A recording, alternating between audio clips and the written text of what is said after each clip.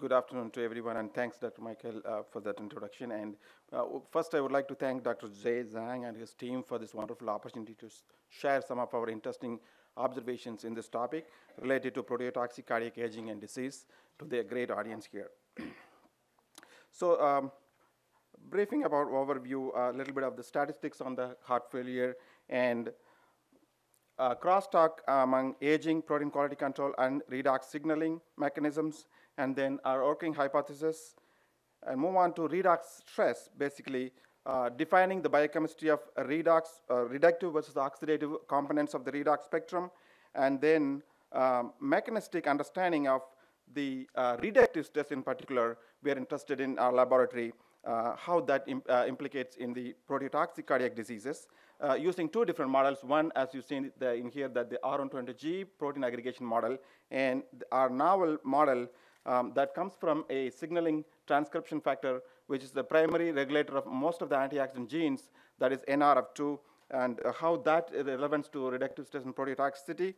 And finally, how this reductive stress could be relevant to any of the human heart failure cases. And I will end with the summary. So as we all know that the statistics never ending and it's keep on growing, though we appreciate the fact that the cardiovascular diseases, rate of cardiovascular diseases decreasing, the deaths are decreasing because of the better management of the LVAD sort of approaches to manage the patients with prolonged survival. However, the main important point I want to have here is that the age of the occurrence is still decreasing.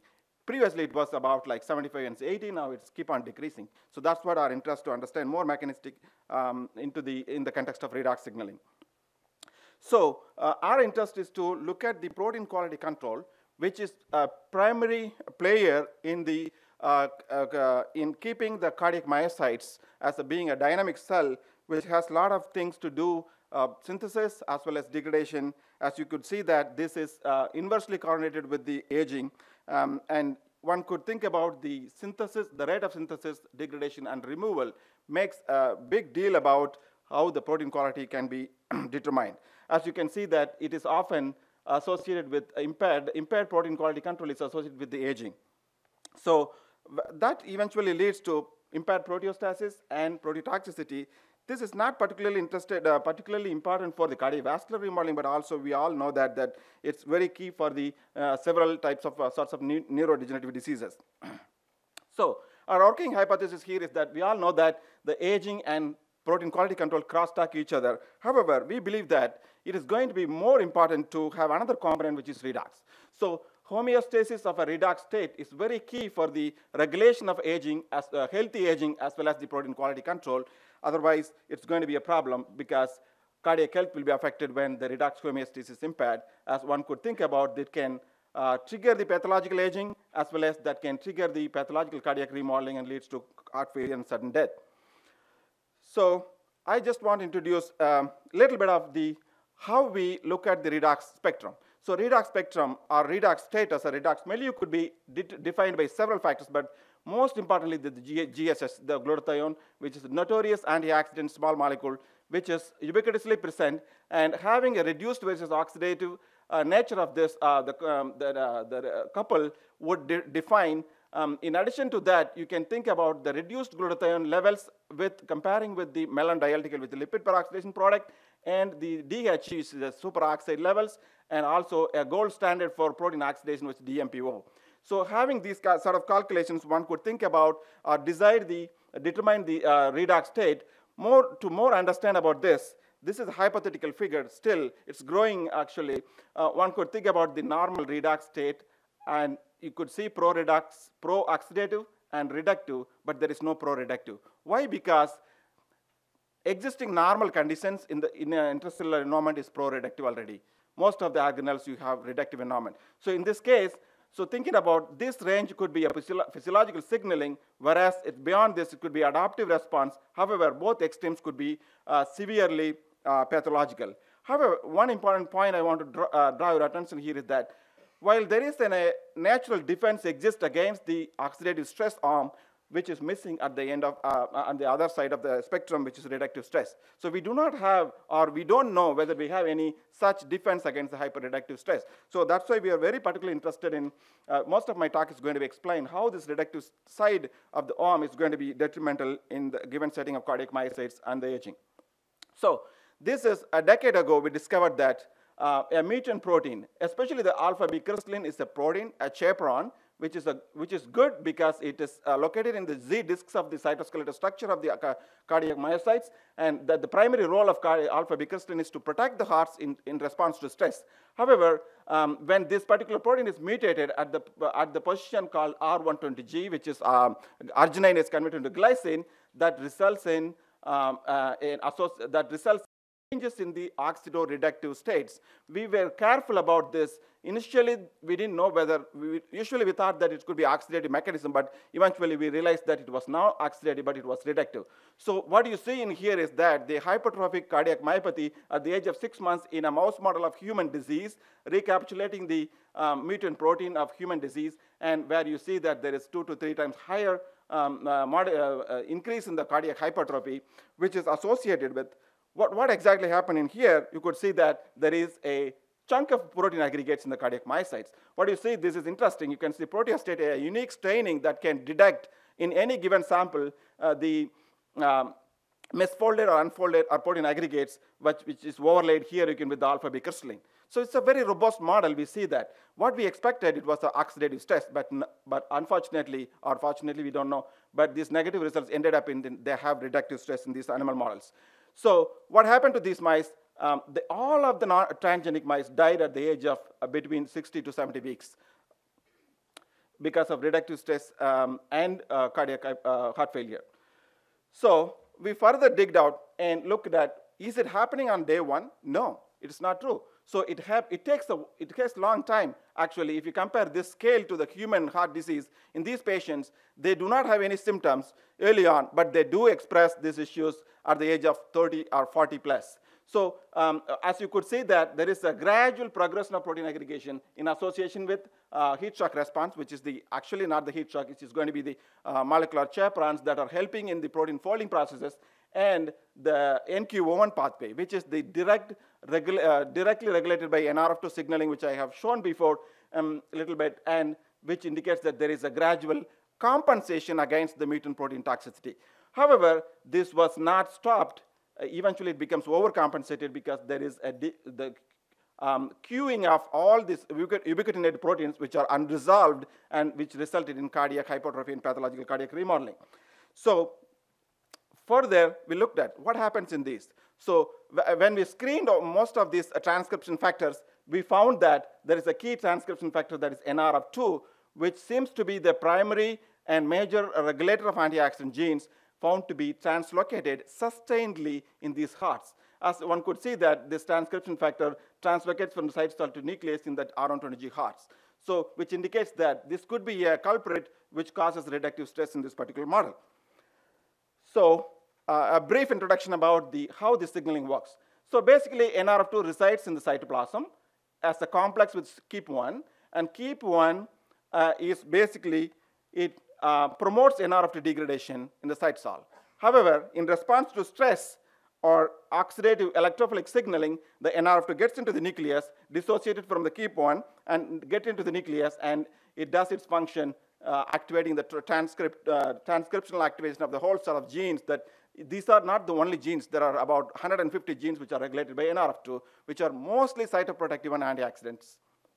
So we targeted we took an elegant approach, whether targeting NRF2 could be able to develop a model of reductive stress without a mutant protein. That was our goal. And then, of course, we took that in a different approach that is constitutively active form, because NRF2 is always under the control of KEAP1. Therefore, we elegantly played a little bit with this, and then we were able to generate a mouse model to see if this can lead to chronic reductive stress, particularly in the heart. So how did we do this? Because using the cardiac driver, which is alpha myosin heavy chain, with the help of Dr. Jeff Robbins from Cincinnati, and we truncated this protein, the wild type, the gene, with NEH2 domain, which is responsible for interacting with KEAP1, and we generated this mutated form, which actually is a constituted form, and you can see that thus ended up in having a dose-dependent lines of transgenes, which resulted in reductive and hyper-reductive and hyper-reductive conditions.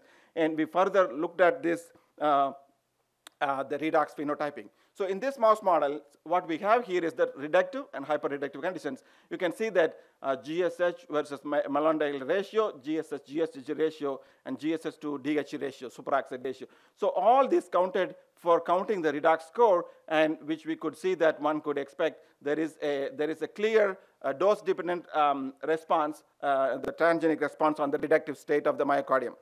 So further, we looked at what happens in these hearts. So eventually, we see that we didn't do anything else first, primarily. What you see here is that the constitutively active form of NRF2 ended up in having cardiac hypertrophy at the age of 5 to 6 months. So we further looked at what happens in these hearts, and we were interested looking at the redox species, oxidative species. It's very important to look at why we are inhaling oxygen. Oxygen is needed for each and every cellular signaling mechanisms. So here you see that there is a decreased protein oxidation, a basal decrease in the oxidation of the transgenic high CNRF2 mouse, which is associated with decreased protein aggregation, protein oxidation, which is the gold standard marker for DMPO that can detect your proteins which are oxidized. Here in the TG high mouse, even in the low mouse, we see that there is a dose-dependent decrease in the levels of protein oxidation. So preventing protein oxidation, or on the other hand, if you prevent the if you abrogate the oxidative signaling, it's going to be very detrimental, as you can correlate this with any of the previous clinical trials with antioxidants supplements. Most of them failed, or they had detrimental effects in the given systems. So what happens in this again? So we took approach, the same R120 CRAB model we used to look at the protein aggregates. As you see that the proteostate staining, which explains the misfolded or unfolded proteins, and then the alpha-bicrystalline, which is the mutant protein staining the mutant proteins, and also the co-localization of these two. So this stain is very powerful, and we did the same approach in our models of novel models of cardiac, the constitutively active NRF2, where you can see the dose and time-dependent increase in the protein aggregation. You may have a question, what are these proteins? We don't know yet. That's why we have Dr. Ping as a collaborator to look at the proteomic approaches in a temporal manner and look at what happens in these hearts. So further, we looked at the transcriptome and in these models, and you can see that there is a redox, clear dose-dependent redox signature, and also which is correlated with the impaired protein folding and ER stress responses, as well as the hypertrophic cardiac remodeling. So further, I wanted to have your attention here that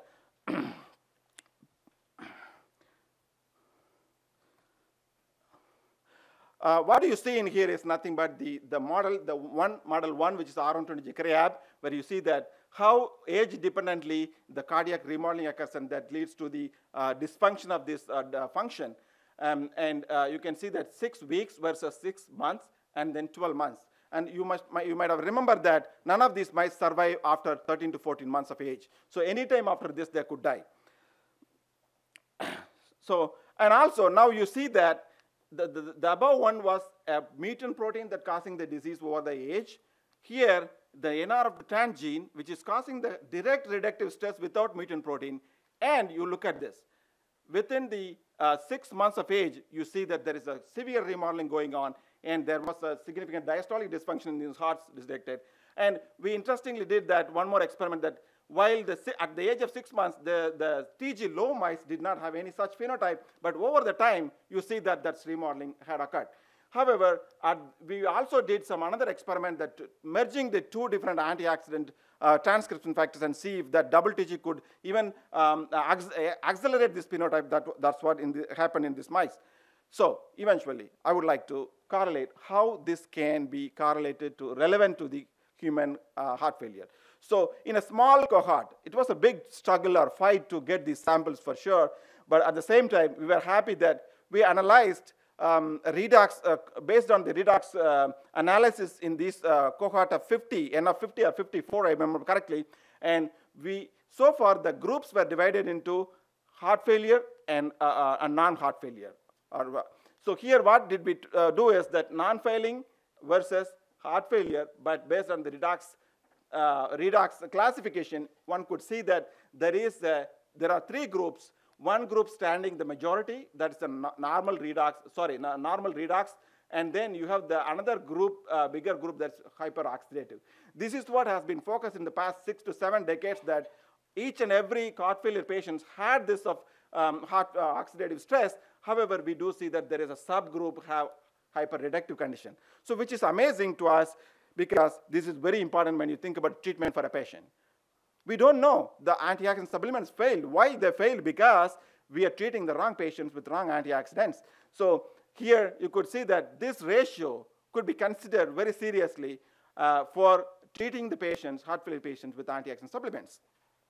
So eventually, I would like to throw, this is going to be my summary, because I don't have a list of summary here. The point is that a decade ago or 2 decades ago, the redox state was perceived as a global response. If you measure the blood redox state, the one could tell the redox changes. However, it is not true. Lately, with Dr. Dean Jones and Meister, who discovered the glutathione cycle, they have nicely described that the redox state is not uniform across the board. It is very unique, not even among the organs, but it's within the organelle.